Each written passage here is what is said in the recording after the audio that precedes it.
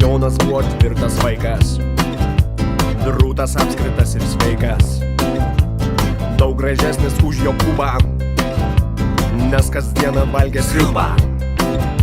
Vieną kartą jis ėmė rėkti: aš sriubos nenoriu srėbti! Aš nevalgysiu sriubos, nevalgysiu, aš jos.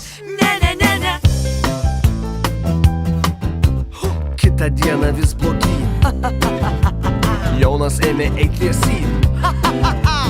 Čia jis vėl pradėjo rėkti: aš sriubos nenoriu srėbti!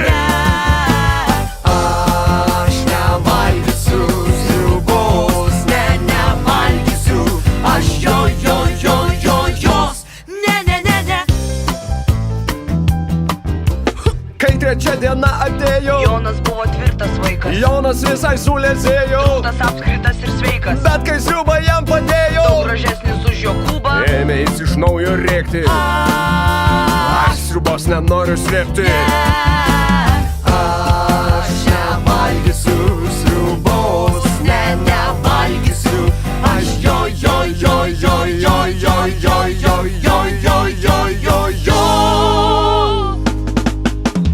O ketvirtą dieną Jonas tapo kaip siūlelis plonas, svėrė jis vos pusę gramo, nuo silpnumo krito žemę. Na, o penktą dieną